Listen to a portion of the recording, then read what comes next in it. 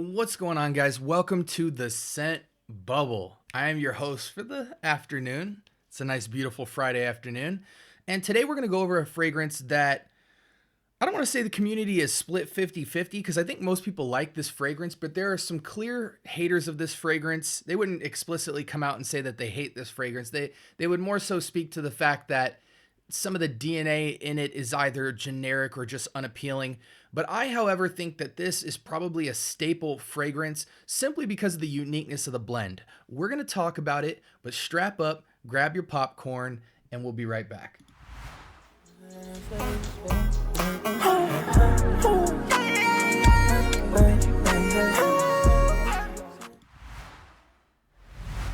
All right, again, welcome to the Scent Bubble, and I appreciate you guys for being here. If you're new here, I am a new channel, and I've only been around for a couple of weeks, but I am dropping, and I'm committed to this, and I have not shied away from this routine, but I am uploading a single video and a single YouTube short every single day for probably the next 100 days until I do a singular review of every fragrance in my collection. I have about 150 or about 40 videos in, and before I do anything conceptual like top videos or holiday fragrances or summer fragrances and all that jazz, I want to give a singular review of each of my fragrances individually so that anyone considering buying a fragrance that I already own can get an action-packed, description and breakdown of that fragrance to help your guys' fragrance journey as you start to add to your collection. Because I know how it is. When you start to add to your collection, you prioritize based off what you think you need the most.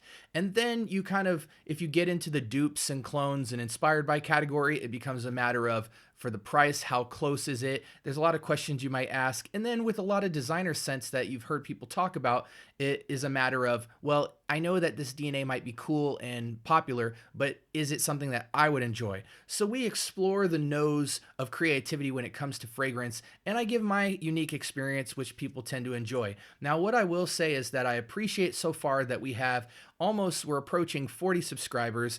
And even though we only have 40 subscribers, we have gained close to 10,000 viewership just in the last couple of weeks. So things are really popping off on the YouTube short side, as well as the video views. Some stuff's really been popping off.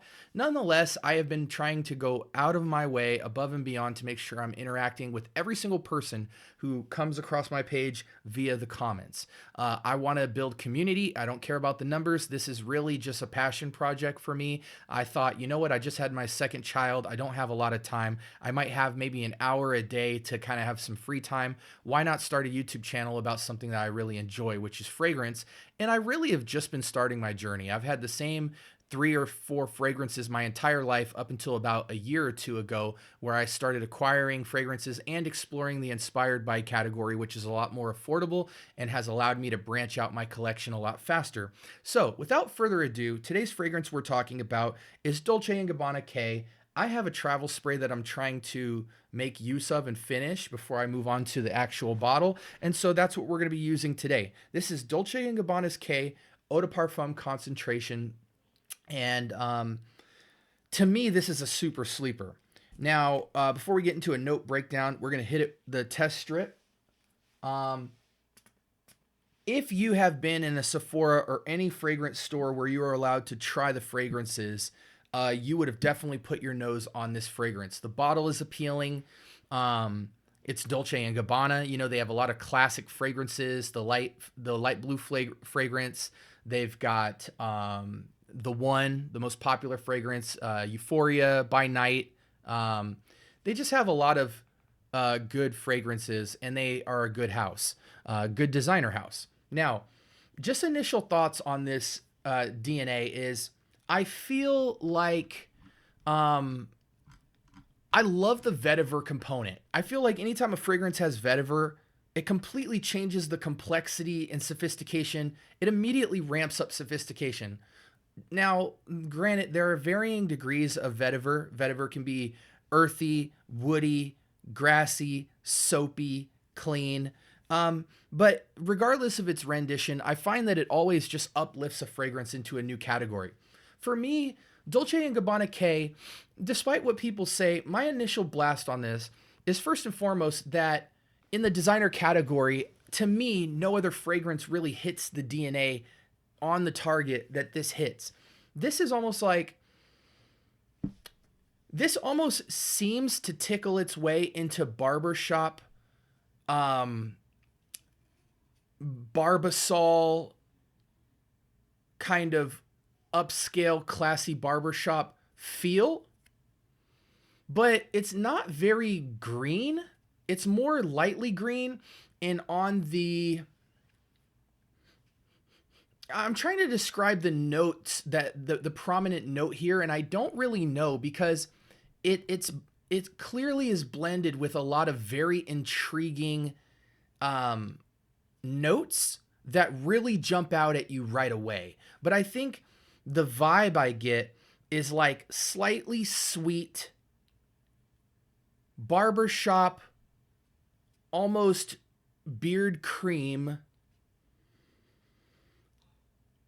It's not quite light, airy, crisp, but it does have an air that goes through it. It's very pungent, but the flavor profile is just so unique, and you're going to see why in a minute. But I just feel like this fragrance is so appealing. It's so unique to me.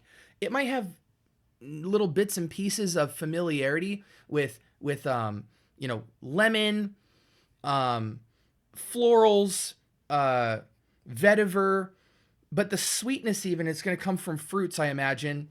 It's just a medley of a lot going on, but it just has such a potent kind of ice cold, showery, Barbasol cream, barbershop, frothy beard, but upscale and a little bit classier than that type of vibe. The guy who wears this is a guy who just got freshly groomed from head to toe. He got his fade cut, he got his beard groomed, he might have got his nails done just to make sure that he's clean and his cuticles aren't out and showing up dry. He just got out of the shower, he groomed his toenails, and then he's throwing this on and going out into the world. And when women smell him, he is just, this smells like you are groomed to perfection from head to toe. Not necessarily in terms of occasions, suit and tie.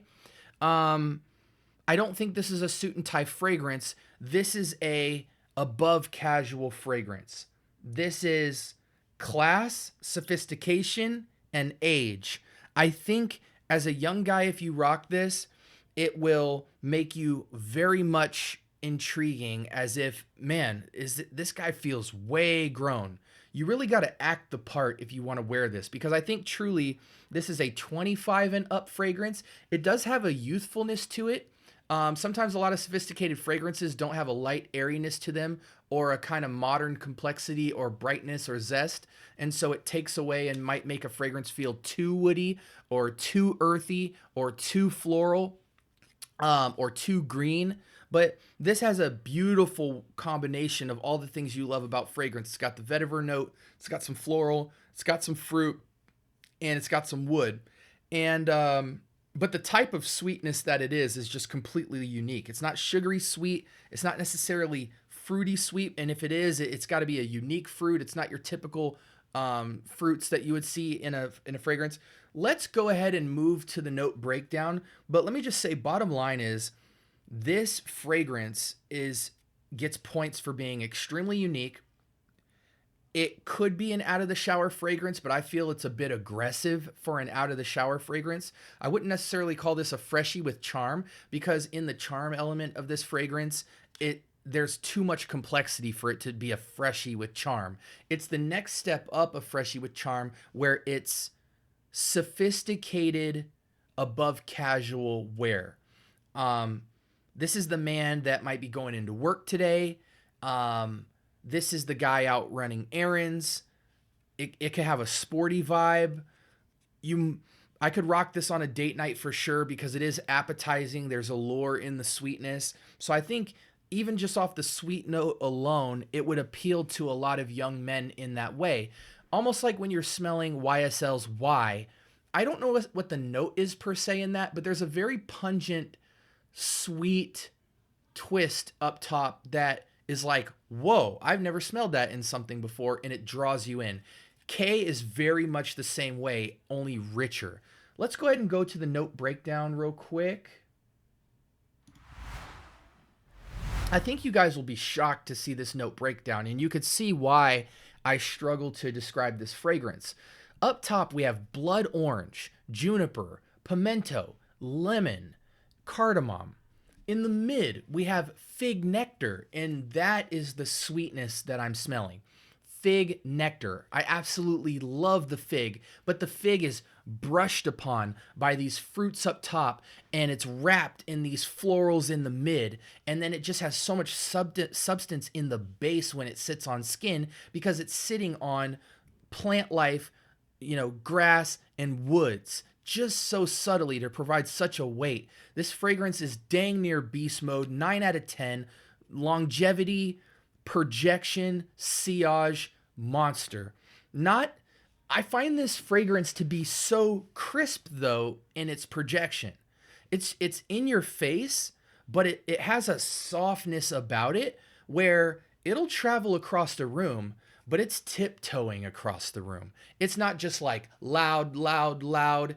It's making its way through the congregation, so to speak, because it's mysterious even. And you guys can tell here again, so much uniqueness up top in terms of the fruits and the spice, but then in the mid we have this fig nectar, which is just sticking its head out in this fragrance for the sweetness. It's predominant in the sweetness, flared by the blood orange, but just wrapped and wrapped and wrapped in this lavender, geranium, and clary sage. And if you know anything about those three florals, they are pungently unique. And so that medley has just got a lot going on around this sweet nectar note.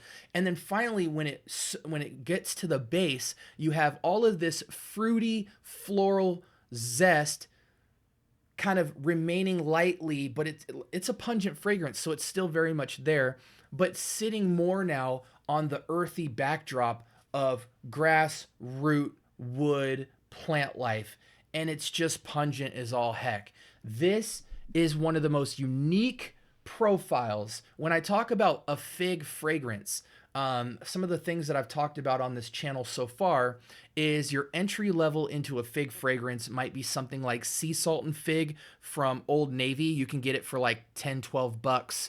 And it's a very great linear fig fragrance to see if you like the note of fig in a fragrance. Once you kind of step up above that, you might move to like a Banana Republic. And again, sorry, I would go to the big cam right now, but I want you guys to just stare at these notes and just be mesmerized, because this is one of the most unique note pairings I've ever seen in a fragrance. And that's why I just absolutely love it. I think it's a must-have. It's a DNA composition I rarely see. But again, when you upgrade from linear fig, you might go to something like Vintage Green 78, which is primarily a grass green forest air crisp vibe with a heart of tea and fig. And so you can see how fig specifically tinges a fragrance to very much dominate. It's a very dominating note. Not necessarily domination in terms of beast mode, but when fig is in a fragrance, I don't care how light it is, it always sticks its head out and is the main tinge in terms of the sweetness you'll get out of a fragrance. So you might move to like a Vintage 78. But when you want to go to class and sophistication and complexity, look no further than Dolce & Gabbana's K. This to me is one of the highest rendition levels of how I've seen fig represented in a fragrance in a much more high-classy,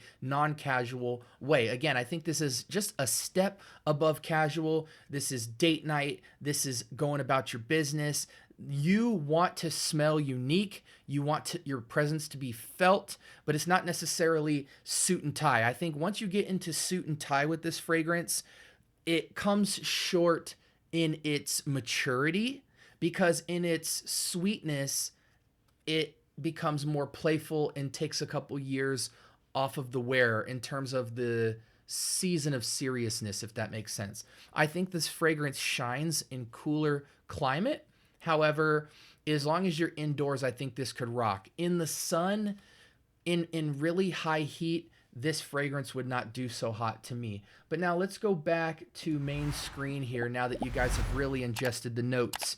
And you know, a fragrance like this, I believe, goes for somewhere as low as 60, but I've seen it go as much as like 120 bucks. The price points are pretty much all over the place. Um, but I would definitely say that in the and let me, sorry, I apologize. Let me show you what the bottle looks like. So this is what the bottle looks like. And let me just say, even though it's an eau de pomme concentration, this to me is officially a beast mode fragrance, but just such a unique composition and piece to the puzzle if you have a fragrance. For those of you in the house categories, like your Versace fragrances or your YSLs for their uniqueness and dominance up top, or your Gucci fragrances and things like that, Dolce & Gabbana K, I feel, is the most modern take of uniqueness for a man in his 20s. But I think 30, 40, you can definitely rock this as well. I don't think you can rock this north of like 45 because it's a little sweeter than sweet with that fig note, but it's not super sugary sweet. It's just right there in your face sweet. But anyways, definitely pick this fragrance up, guys. As far as the clones are concerned, I haven't come across what I feel is a good clone or inspired by dupe, even though there are several out there that people have discussed. I, for whatever reason, have not come across one yet that I feel is worthy. I feel like, you know, I even have a knockoff fragrance that is supposed to be cloning K, but it's just terrible. I almost don't even want to give it camera time. But this is in the same level of richness to me as like Jimmy Choo's Man. I have Man Intense, but even if you just had Jimmy Choo Man, it's got the type of complexity that like a YSL L'Homme or a Jimmy Choo Man would have, where you just smell it and it's just potent and it's rich and it's dense and it's very much sweet, but very much complex with its floral additions. And it's just a fragrance that you must have. I'm looking right now on Amazon. I don't think you can go wrong either going eau de toilette or eau de parfum. Parfum's just going to be more parfum, if you know what I'm saying. It's just going to pack more of a punch. But I think the eau de toilette certainly is rich. It doesn't lack in richness. It's just going to be brighter.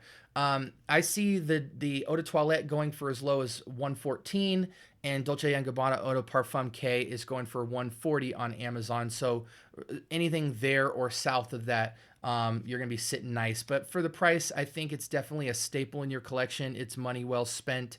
And yeah, I think it's ageless for the most part. But once you get into your early 20s and below, I feel like it becomes special occasion due to its complexity. However, if you're into florals, if you're into fig, if you're into unique top notes, not just citrus, but we've got blood orange and clary sage and geranium and all that stuff, pick this fragrance up. You will not be disappointed at all. Tell them I sent you. And again, money well spent. I hope you guys got a lot out of this review. If you have any questions at all, please let me know in the comments below. If you're new to the channel, again, I would really appreciate it if you could, at the very least, like and make a comment of something that you felt in this video or question you might have, or even just a comment about how the video went for you, if you enjoyed it or not. And I would love it if you guys want more content like this to simply subscribe, because every single day at around 6 a.m., a new video goes live. A new YouTube short goes live. So if you're into fragrance, building your collection, you want to just be educated, or you like the stuff I talk about or my personality, you can rely on the consistency of content that's coming out, because I have literally been posting for like 42 days straight, and I don't plan on stopping anytime soon because my fragrance collection is pretty large. So thank you guys again. Thank you for rocking in the scent bubble. Until next time, y'all have a blessed week. Talk to you soon.